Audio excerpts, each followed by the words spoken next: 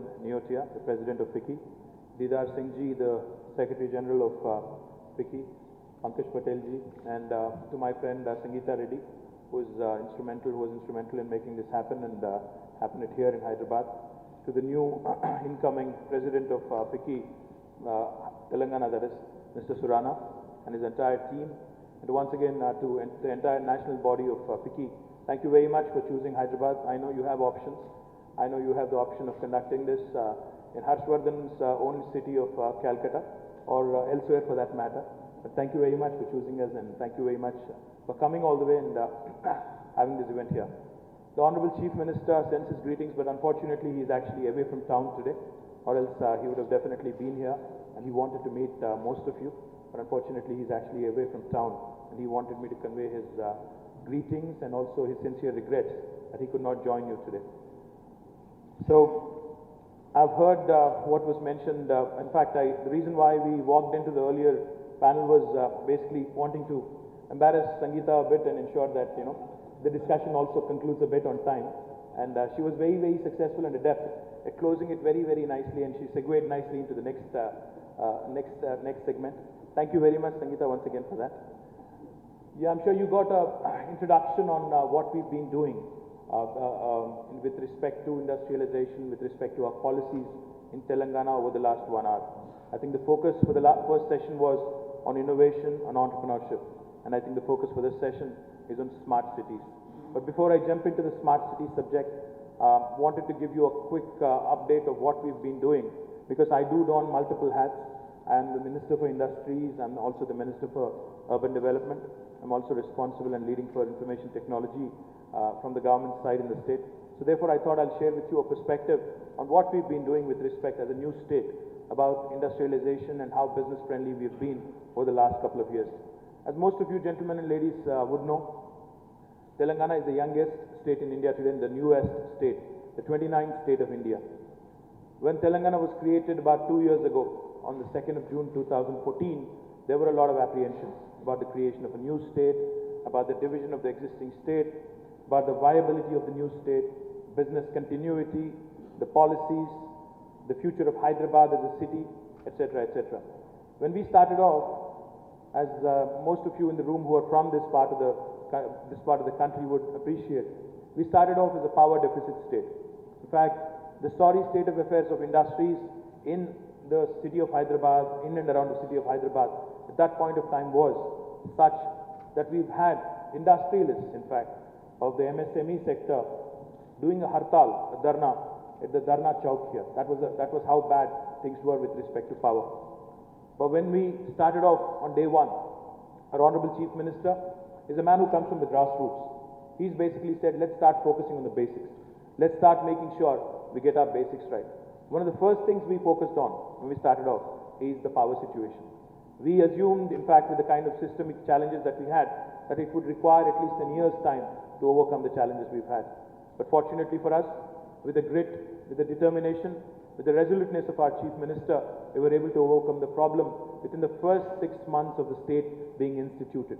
In fact, today, I'm happy to share with you, we almost purchase power to the tune of 1200 to 1400 megawatts on a daily basis to ensure the businesses are not affected, especially the industries and especially the MSME sector is not affected. Simultaneously, we are also ramping up our power infrastructure. We are generating more power today. We have raised our internal efficiencies. In fact, plants which were operating at about 60% PLF today operate at about 90% PLF in the state of Telangana. After we assumed office, our Chief Minister, in fact, has set up a dashboard directly at his office and at his home as well. And he monitors the power situation, the power consumption, every day on a daily basis, morning and evening, once a day, every day, morning and evening. That's the kind of attention to detail which has really helped us now overcome the problem. Today we are self-sufficient, but in days to come, in a matter of 1.5 to 2 years, we will be a power surplus state with a ramped up capacity of almost 24,000 megawatts of power installed capacity in the state of Telangana. And this includes, as per the national mandate by the National Solar Commission, this also includes 10% of it coming from renewable energy and mostly from solar and partly also from the wind-solar hybrid. So all in all, we are headed in the right direction with respect to power. When we wanted to formulate the new industrial policy, As a new state, you have the luxury of actually starting off with a clean slate. You're not burdened by legacy. Therefore, when our Chief Minister started off thinking about the new policy with respect to industrialization and how business-friendly can we make the state, he said, let's emulate the best. Our Chief Minister is a firm believer in the theory that no one individual in the government or elsewhere is the repository of wisdom. He says, there are domain experts, learn from them. There are people who know it better than you. Seek their advice, seek their guidance, and make it the best policy you can. So therefore, he actually went out on a mission. He went directly to Singapore, which is considered one of the best industrial policies in the world in terms of ease of doing business.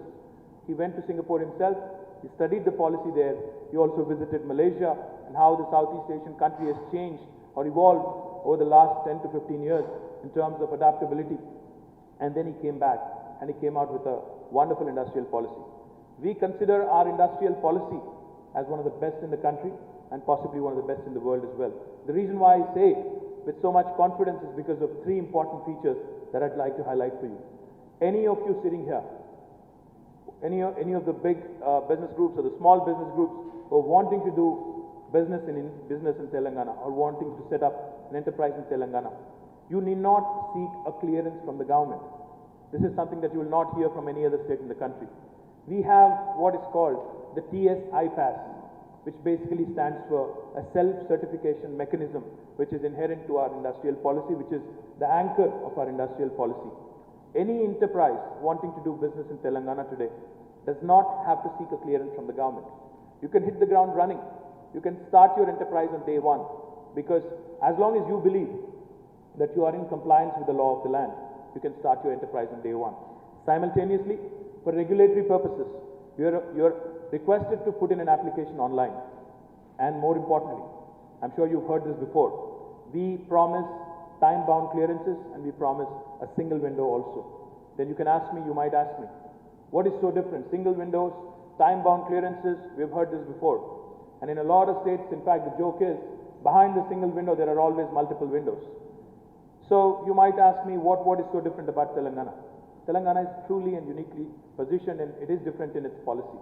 What we offer you is, for any mega project coming into the state of Telangana, we actually offer you time-bound clearances in 15 days. In less than 15 days, that is, in a maximum of 15 days. So what happens on the 16th day if we don't deliver? On the 16th day, if we don't deliver, your application is deemed to have been approved, is approved by default. These deemed approvals are not available anywhere else in the country in any other state, that I can guarantee you. And also, we take accountability very seriously. On the 16th day, as a state, we are liable for penal action because we haven't delivered on our promise. You can sue us. By statute, we give you that ability, we give you that power. And also, on the 16th day, you've just heard some of our bureaucrats here, our Jayesh Ranjan, and we also have our director, or we have our CEO, T-Hub, we have several other gentlemen representing the government, NVS Reddy and others. All of them are liable for a penalty of rupees 1,000 per day if they actually do not get your approval in time. That is the kind of accountability and that is the kind of new benchmarks we are trying to set for the rest of the country to follow. This is not available anywhere else in the country, I can promise you. In fact, last summer, when I visited the United States, I had a meeting with the chairman of KPMG Global, John Weimeyer. And when I mentioned to him about this policy, when I said, this possibly is the best policy for any state in India, he looked at me square in the eye and he laughed and he said, this possibly is one of the best in the world. Even we in the United States do not promise you deemed clearances, penalties, and also self-certification. So most definitely I can guarantee you one thing. This is one of the best policies possibly that you can find in India today. Some of you who are wondering right now as I say this sounds too good to be true. Does it work? Yes, it does. In fact, in the last 12 months, we have given out clearances to more than 2,300 entities, out of which more than 50% have started their commercial production as on today. We have given out 2,300 clearances. We've been able to create more than 1,30,000 new jobs, and we've also been able to attract nearly 50,000 crores of investment into the state ever since the policy has been launched. So that is the kind of effort our Honorable Chief Minister and our government has in fact put in. In fact, the other thing which makes us unique also is our Chief Minister's office has an investment promotion cell attached directly to it. So mega investor or any investor who wants to come into Telangana, if you give us a prior notice, in fact, we'll receive you right at the airport. A protocol officer will come you, they'll receive you right at the airport, they'll bring you straight to the Chief Minister's office. And once you're there, you get to meet the industry's minister, the Chief Secretary, and the industry secretary. We basically understand the intent, the investment potential, the job creation potential. Once that is understood and established over a cup of tea or coffee, we send you right back. And then we ask you to submit an application online. So there is no lena dena, there is no other deals, there is no other things that are happening around here. I'm saying this to the national executive of FICCI, so we better stand by it. In fact, in the last 12 months, there have been several instances where entrepreneurs have come forward and have shared on an open dais. I can give you one example that I can immediately recall. When Bhagwati Industries wanted to set up its manufacturing plant, the gentlemen who manufacture the mobile handset with the brand name Micromax, when they wanted to launch their operations here, because electronic hardware manufacturing is one of our core sectors and priority sectors, we gave them all clearances in less than 10 days. And Mr. Rajesh Agarwal, the co-founder of Micromax, he was here and he openly, publicly commented. He said, what would have taken us about 18 months in another state, today I've been able to get from the scratch to the production stage in less than 6 months, and that stands as a testimony to what Telangana has to offer today to the rest of the country and to the industry as well. We've delivered on the promise so far. In fact, the 3 sectors, in fact, the 14 sectors that we've identified for our industrial, as our industrial thrust areas, out of which 3 are based in Hyderabad. I also want to throw some light on it and share quick statistics with you. The 3 core sectors that we've identified as the priority sectors for us within the city of Hyderabad. And then there are 11 other sectors which are also obviously important, but they are going to be the focus areas in the districts. The 3 sectors in Hyderabad, where we already have, as a state and as a city, a certain presence and a certain dominance. Information technology is one. You may have heard from Jayesh and my other colleagues here about how seriously we take information technology. Today, Hyderabad is the number 2 city as a city with respect to information technology exports. But largely, we've been known as a city which offers IT and IT-enabled services. We're trying to change that. While we are trying to expand the IT and IT-enabled services base, at the same time, we're also treading into new areas, the next waves of growth.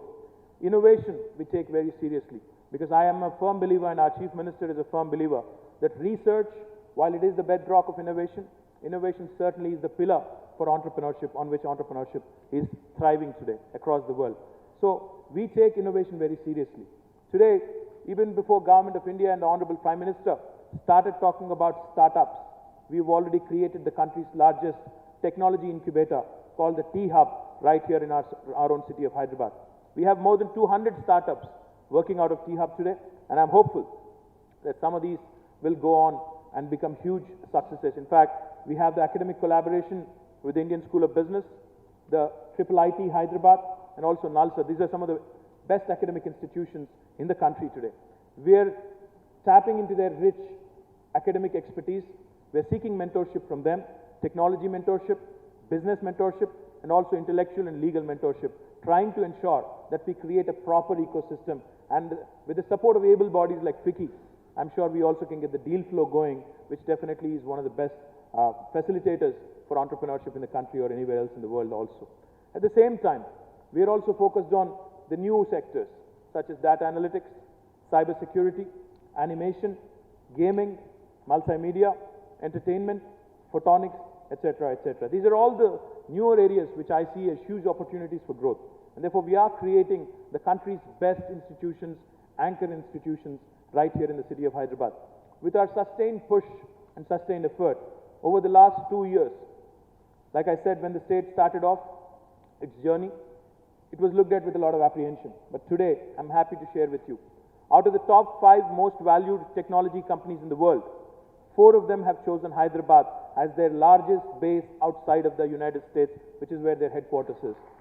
Google, Amazon, Microsoft, which has been obviously around for a while, about 16, 17 years now, and also, more recently, Apple. All of them have chosen Hyderabad as their largest base outside of US or outside of their headquarters, which goes to show you the kind of positioning, the kind of progressive policies that have really propelled Hyderabad into a league of its own today in the IT area. With respect to other areas, life sciences, which is again another core area for us in Hyderabad, in and around Hyderabad. As most of you would appreciate and most of you would probably already know, Hyderabad is the bulk drugs capital of the country. We are the life sciences capital of the country. In terms of vaccine manufacturing, some of you may be aware of this. Out of the world vaccines today, 1/5 or more than 1/5 of them are manufactured in Hyderabad. So next time one of your kids or grandchildren is getting a vaccine shot, there's 1 in 5 chance that it could have been manufactured in Hyderabad. So that is the kind of inherent potential Hyderabad has as a city. Therefore, to leverage that, to build on this case, what we're trying to do is also build a state-of-the-art pharma park, pharma city right here in the city of Hyderabad. About 14,000 acres of land has been identified about 30 kilometers away from the international airport. We are building a state-of-the-art, world-class, zero liquid discharge pharma city, which will not only have pharmaceutical institutions, not only have life sciences enterprises, but it will also have a pharma university embedded within it, so that you also have the necessary human resources, pool of human resources that are readily available at your disposal. This is again something unique which no other state has even dared to dream. We in fact are emulating the Suzhou industrial park in China. I was recently in Singapore as well to study the MedTech park, to study the biopolis that they've created in Singapore, which is exactly what we would like to emulate. And this is something we are very excited about. In fact, even before the end of the year, we already have an indent for about 6,000 acres of land. We already have a demand for about 6,000 acres of land. We are going to start handing over the land before the end of the year. The first phase will be done in the next 2 years. Likewise, there is another sector which we are very, very upbeat about. Aerospace and defense.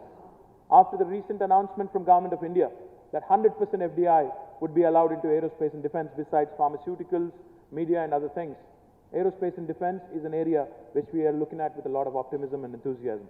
In fact, Hyderabad today, some of you may be surprised to know this, Hyderabad today is where President Barack Obama's helicopter cabin gets manufactured. I don't know how many of you are aware of this. Sikorsky is the name of the helicopter, and it gets manufactured here today in Hyderabad in tandem with the Tata Advanced Systems Limited, a joint venture partnership. Today, not just Sikorsky, but we also have Lockheed Martin, we have Ruag, Dornier, we also have recently been joined by Boeing, and we are hopeful that this list is only going to grow. We also have several other entities which I would be remiss not to name. Pratt & Whitney, UTC, and several other biggies in the aerospace and defense sector have already set shop here. But now with Government of India opening 100% FDI, this list is only set to grow. My submission to all of you is, besides these 3 focus areas in Hyderabad, there are 11 more outside of Hyderabad. Plastic Park. We are setting up a plastic park again in a nearby district very soon. We are setting up a park with focus on medical devices manufacturing in line with Make in India campaign being which has been initiated by Government of India. We are also setting up a seed park. Hyderabad could potentially become the seed bowl of this country. Telangana could potentially become the seed bowl of this country. Likewise, we are setting up a food processing park with ITC as anchor.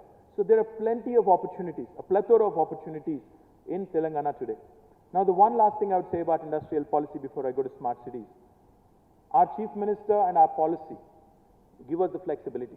If there is a strategic investment coming into the state, and if you're willing, because since you have a choice, like I said, of investing anywhere in the world, and if you give us information, if you share with us information of what our competitor has to offer to you in terms of incentives, in terms of other benefits that you're likely to get, our Chief Minister and our policy give us the flexibility, in one line if I have to put it, either to meet or beat the best offer you have. That's the kind of progressive policy making we have come out with, and I'm very confident with this kind of positioning, with this kind of policies, Telangana will definitely be one among the top 3 states in terms of industrialization across the country as well. Now, coming to the theme of the session, smart cities. I'm the Minister for Urban Development and also the Minister for Information Technology. So I do get a lot of pitches. I do have a lot of companies, a lot of organizations, a lot of software companies, a lot of people with smart city solutions coming and pitching it to me, saying I have the best solution, this is something you would absolutely need, nothing can beat mine, etc., etc.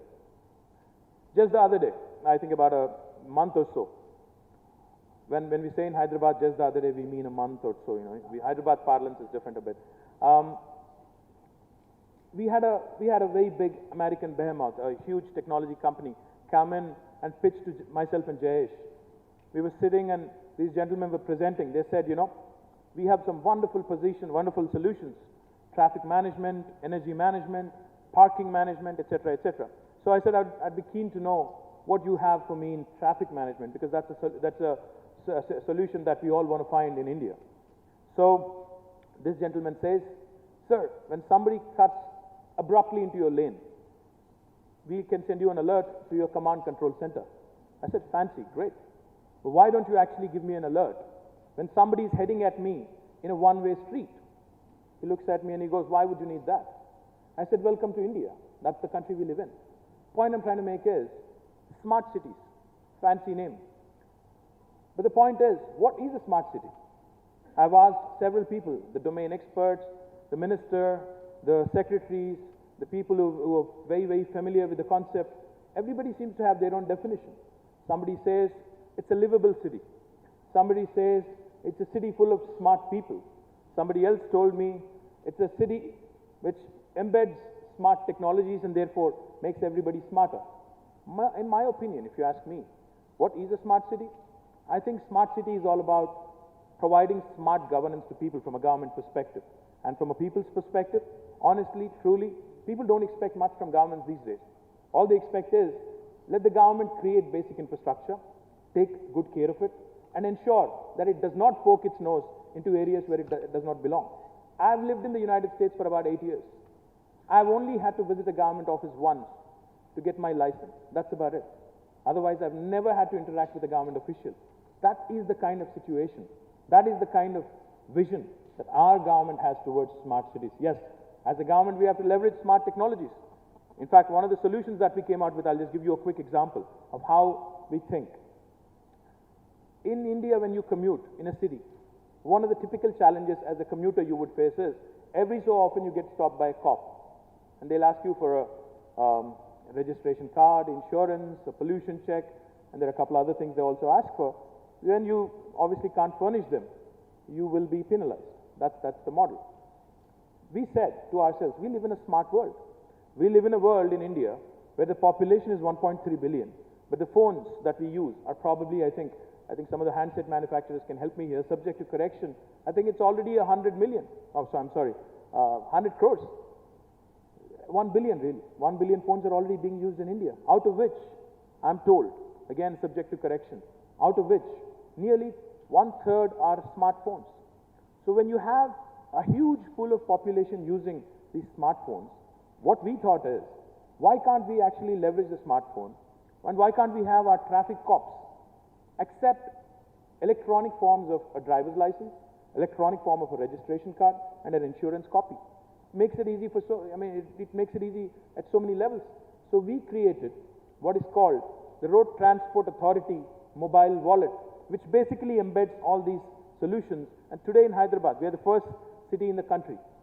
Our transport authorities, our cops, our police people, they accept electronic versions of your RC, your driver's license, and your pollution control check, and your insurance copy. It's a very simple solution if you think about it. Nothing out of the world, but it makes you that much more smarter. We need smart tags as you move along toll roads. We need smart solutions to make our daily commute, to make our daily life that much more easier. If you ask me in a nutshell, that's what smart cities is about.